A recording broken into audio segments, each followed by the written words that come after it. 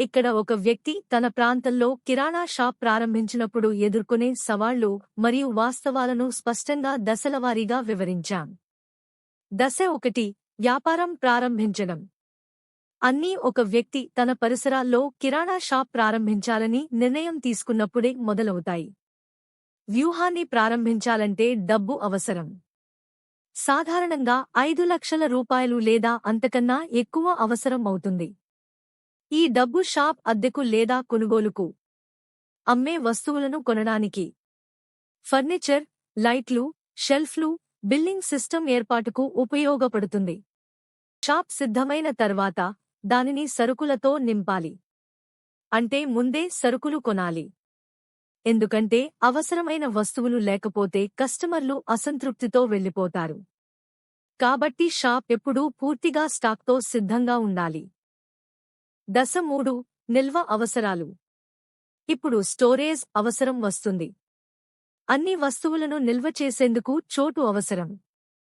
వాటిని ఎలుకలు, చీమలు మరియు ఇతర పురుగుల నుండి రక్షించాలి. పాడయ్యే వస్తువులు ఉండే అవకాశం ఉండటం వలన పాడుకాబోయే వాటిని కూడా సంరక్షించాలి. దీనికోసం మంచి నిల్వ స్థలాలు మరియు పెస్ట్ కంట్రోల్పై ఖర్చు చేయాలి. దశ 4: అమ్మకాలు మరియు ఆదాయం. వస్తువులు అమ్మినప్పుడు మాత్రమే ఆదాయం వస్తుంది. వస్తువులు అమ్మకపోతే నష్టమవుతుంది. ప్రత్యేకంగా అవి ఎక్స్పైర్ అయినా లేదా దెబ్బతిన్నా. అందుకే ప్రతి స్టాక్ను అమ్మడం చాలా ముఖ్యం. దశ 5: కస్టమర్ల కోసం ఎదురుచూపు. ఈ వ్యాపారంలో స్థిర ఆదాయం ఉండదు. కస్టమర్లు రావాలనో కొనాలనో ఎదురు చూడాలి. కొన్ని రోజులు బాగా సాగుతాయి, కొన్ని రోజులు కాదు. దశ 6: సహాయకుల నియామకం. అతడు అన్నింటినీ ఒక్కడే చేయలేడు.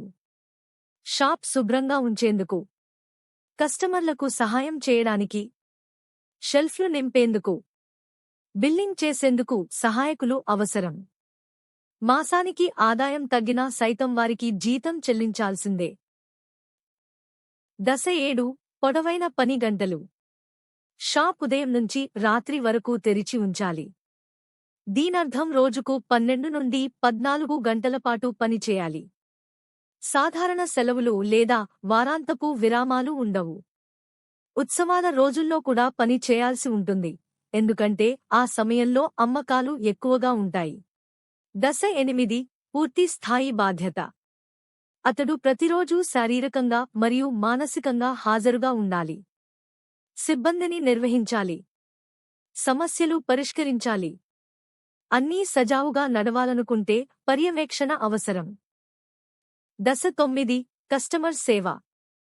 అతడు ప్రతి కస్టమర్తో వినయంగా మాట్లాడాలి. ఆయన అలసిపోయినా, మూడ్లో లేకపోయినా. కొన్నిసార్లు అశ్లీలంగా ప్రవర్తించే కస్టమర్లను కూడా ఎదుర్కొనవలసి వస్తుంది. దశ 10: ప్రమాదాలు మరియు భద్రత. ఈ వ్యాపారంలో అనేక ప్రమాదాలుంటాయి. బయటివారితో పాటు కొన్నిసార్లు సిబ్బందే దొంగతనం చేయవచ్చు. మంటల ప్రమాదం కూడా ఉంది. చిన్న వ్యాపారాల్లో బీమా లేదా రక్షణ వ్యవస్థ ఉండదు. దశ 11: పోటీని ఎదుర్కొనడం. వెంచర్ బాగా నడుస్తే ఇతరులు కూడా పక్కనే ఇలాంటి షాపులు ప్రారంభించవచ్చు. దీంతో పోటీ పెరుగుతుంది. అమ్మకాలు తగ్గవచ్చు. ధరలను తగ్గించాల్సి రావచ్చు. నిష్కర్ష: కిరాణా షాప్ నడపడం అంత సులభం కాదు. ఇది డబ్బు, శ్రమ, సమయం అవసరం చేసే పని. అనేక సవాళ్లు ఉంటాయి. కానీ కృషి, సమస్య పరిష్కార నైపుణ్యం మరియు ఓర్పుతో విజయం సాధించవచ్చు.